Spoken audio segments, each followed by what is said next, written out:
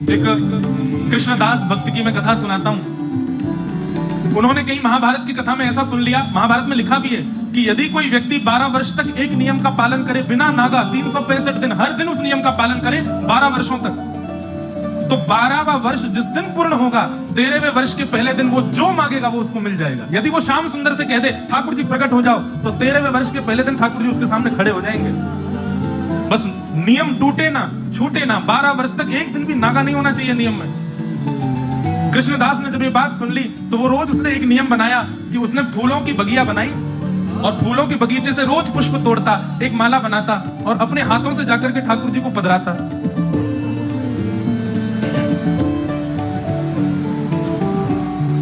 रोज एक पुष्प की माला बना करके और नंद भवन में जाकर के ठाकुर जी को पहना देता और माला पहना करके ठाकुर जी के कान में बोलते, ठाकुर जी इतने दिन हो गए, अब इतने दिन और बचे हैं। ठाकुर जी 5 वर्ष हो गए, अब केवल 7 वर्ष और बचे हैं। धूप ताप बीमारी हारी कुछ हो जाए लेकिन वो अपनी सेवा नहीं छोड़ते थे। 12 वर्ष पूर्ण होने पर आए तो कृष्णदास नाचते हुए जाते और माला पहनाते हुए कहते, ठाकुर जी अब तो 6 ही महीना रह गए। एक दिन बड़े आनंद में नाचते हुए आए और ठाकुर जी को माला पहना के बोले अब तो 1 ही महीना रह गया। कामना क्या थी उनकी कि 12 वर्ष मैं माला पहना दूंगा, पर 13वें वर्ष का पहला दिन जब प्रारंभ होगा तो माला तो बनाऊंगा लेकिन पहनाने मैं नहीं आऊंगा, पहनने ठाकुर जी आएंगे मेरे पास। मैं मंदिर नहीं जाऊंगा, लाला तो आना पड़ेगा मेरी कुटिया पे। ठाकुर जी अब तो 1 ही महीना रह गया। नाचते हुए जाते, ठाकुर जी अब तो केवल 15 दिन रह गए और जब 10 दिन शेष रह गए ना तो रोते बिलखते आते नीचे से, लाला अब मेरी सेवा पूर्ण है, बेवारी है, अब तो 10 ही दिन रह गए। उस गली को, उस भवन को, नंद भवन को, सबको खूब निहारते, बस अब तो मैं 5 दिन और आऊंगा, फिर तो मैं नहीं आऊंगा। 12 वर्ष का मेरा सेवा प्रकल्प पूर्ण होने वाला। ठाकुर जी अब तो 3 ही दिन रह गए और जिस दिन अंतिम दिन था, लाल पड़ रहा है नेत्र, हाथ पांव कांप रहे हैं और ठाकुर जी के भवन में जाकर के बड़ी मुश्किल से माला पहना पाए और चरणों में गिर गए, रोने लगे, मेरी अब सेवा पूर्ण हो गई नाथ, मैं माला बनाऊंगा, मैं 56 भोग बनाऊंगा, लाला तेरे काजी सुंदर खीर बनाऊंगा, पुआ सब्जी पूड़ी सब बना के रखूंगा, बस लाला कल 13वें वर्ष को पहला दिन आ जाइयो मेरे पास, तेरी प्रतीक्षा करूंगा मैं। और प्रणाम करते हुए रोते बिलखते हुए वहां से चले गए। 12 वर्षों की सेवा बेनागा एक दिन भी छूटे बिना पूर्ण की उन्होंने। और रात्रि से ही लगे सामग्री बनाने, सब्जी बनाई, पूड़ी रोटी सब कुछ बना करके तैयार किया और सुबह ब्रह्म मुहूर्त में ही बैठ गए। नंद भवन के मार्ग को देख रहे हैं, दूर दूर तक झाड़ू लगा करके आए हैं, कितनी दूरी तक इत्र बरसा के आए हैं कि लाला आवेगो वाको कहीं कीट कंकड़ ना लग जाए, और उस मार्ग पर ही बैठे हैं। सूर्य उदय हो गया, प्रतीक्षा कर रहे हैं, बोले अब लाला को श्रृंगार है रो है, मंदिर में श्रृंगार आरती होगी, बाल भोग होगा, बाकी बाद आवेगो। अरे श्रृंगार तो है गए होगा, बाल भोग भी है गए, आरती को समय भी है तो गए, अब आने वाला होगा, बस आवे आ ही रहे होगा। देखते देखते बाट राजभोग का समय हो गया, ठाकुर जी नहीं आए। अच्छा लाला थक गए होगो, राजभोग पाके आवेगो, राजभोग का समय भी पूर्ण हो गया, ठाकुर जी नहीं आए। अब तो लाला गैया चरावे गए होगो, अब तो कहीं ना कहीं से आ ही जावेगो। नेक भी कोई झाड़ी हिलती तुरंत देखते ठाकुर जी तो नहीं आ गए। शाम का समय हो गया, ठाकुर जी नहीं आए। रात्रि 12 का समय हो गया, ठाकुर जी नहीं आए। और शयन का समय होने लगा, शयन आरती की घंटी बजने लगी मंदिर में, तो इनको इतना विश्वास कि ये सोचे अब मंदिर में शयन आरती के बाद आवेगो लाला, सब कुछ शयन करा के तब आवेगो, अकेले में मिलेगो मुझे आके। शयन आरती के बाद भी घंटों बीत गए, ठाकुर जी नहीं आए। रोने लगे और सोचने लगे मैंने कोई कमी छोड़ी 12 वर्ष में, लाला तू आयो नहीं, मैंने एक दिन भी, चाहे धूप हो ताप हो हारी बीमारी कछु भी, मैं कभी रुको नहीं, रोज माला पहनावे आयो, केवल इतनी प्रार्थना तो करी कि बस 13वें वर्ष के पहले दिन लाला 5 मिनट के काजे तू आ जाइयो, नहीं आयो। अरे 5 मिनट को यदि मेरे पास आ जाएगा, कोई त्रिलोकी चलो थोड़ी जाएगा, कोई प्रलय थोड़ी आ जाएगा, और ये नहीं आयो मेरे पास।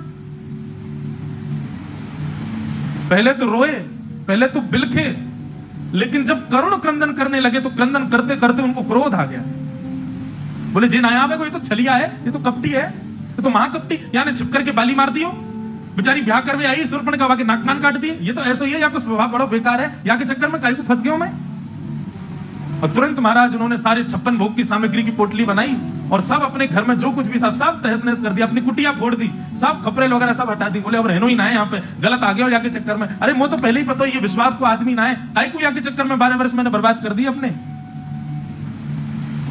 और लेकर के अपनी जरूरी के सारे सामान, 56 भोग की डलिया और जो माला बना करके रखी थी, उस माला को भी हाथ में लपेट लिया और निकल पड़े। बोले गलत आ गया हो जाके शरण में, अब मैं जाऊंगा बरसाने, और अब बरसाने जाके श्री जी की शरण में रहूंगा, वही कृपा करेंगे मुंह पे, ये तो नहीं करेगा मुंह पे कृपा। नंदगांव से बरसाना की दूरी 6-7 किलोमीटर है, पास ही है।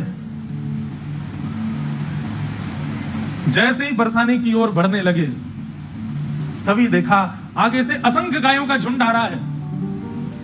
और महाराज ऐसी गैया कभी देखे ही नहीं, वो सब गैया जाती जा रही हैं। बाबा एक किनारे खड़े हैं कि गैया चली जाए तो मैं जाऊं।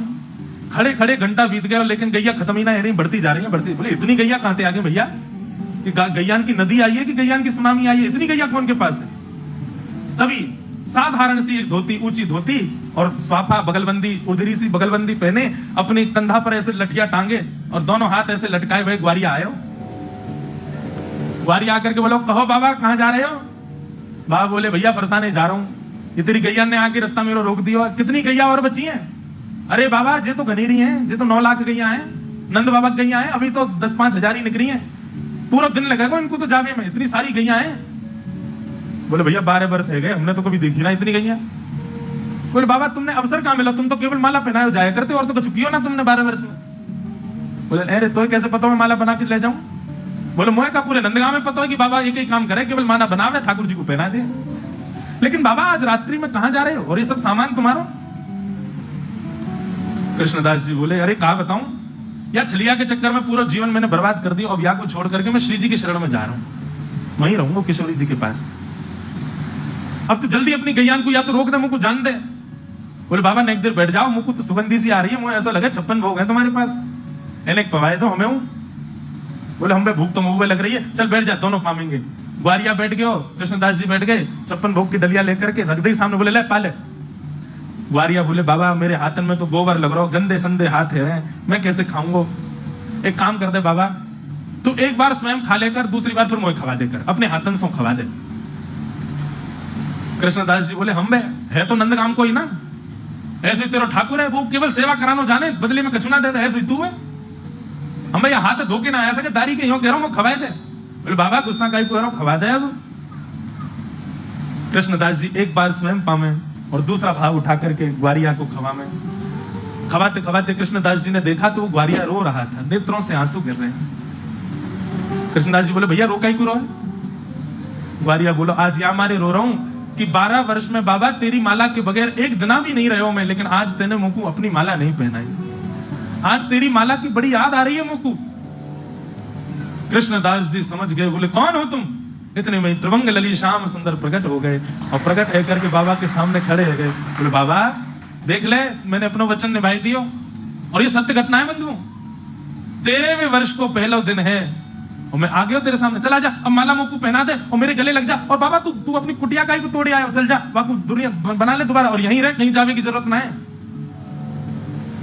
कृष्णदास जी ने जैसे ठाकुर जी को देखा, नेत्र बंद किए और तुरंत अपनी सामग्री सब समेटने लगे। ठाकुर जी बोले क्या कर रहा हो बाबा? मैं तेरे सामने खड़ा हूं, तू क्या कर रहा है? बोले वो कर रहा हूं जो करना चाहिए। और सब सामग्री समेट करके और सब उठा करके चौकड़ी मार के बाबा भागो बरसाने की ओर। ठाकुर जी पीछे पीछे भागो, बाबा कहां जा रहा है? कृष्णदास जी बोले 12 वर्ष तक तेरे सामने मुंह करके खड़ो रहे हो, तेने एक बार भी अपनी आंख ना पलकी और एक बार बरसाने की ओर कहां मुड़ गए? तू प्रकट है वो मेरे सामने, अब तो जीवन भर श्री जी के पास ही रहूंगा। मोकू तेरी सेवा की प्राप्ति की चाबी मिल गई है। बोले किशोरी जी के ही अधीन हो तुम, उनकी शरण में रहूंगा तभी आओगे। और ठाकुर जी पीछे भागते रहे, कृष्णदास जी पकड़ में ही नहीं आए, सीधे जाके बरसाने ही रुके और जाते ही किशोरी जी की शरण में जाते ही पुजारी ने पूछा अरे बाबा कहां से आयो, का नाम है तेरा? नाम ही बदल दिया। बोले अब तक कृष्णदास था, अब राधादास हो गया हूं, अब मेरा नाम राधादास। ऐसी हमारी श्यामा जी, हमारी किशोरी जी, उनके आश्रय के बिना ठाकुर जी कृपा नहीं कर सकते बंधु। और कृपा करेंगे भी ना ठाकुर जी बहुत समय में करेंगे और इतराते भय करेंगे, ज्यादा भाव खाएंगे। अगर अकेले इनके पास गए तो श्री जी की शरणागति ग्रहण कर लोगे तो ये इतराएंगे नहीं, ज्यादा भाव नहीं खाएंगे, सहज हो जाएंगे। हमारे ब्रज में कहते हैं हमारे माई श्यामा जू को राज, जाके अधीन सदा ही सांवरो, या ब्रज को सिरताज।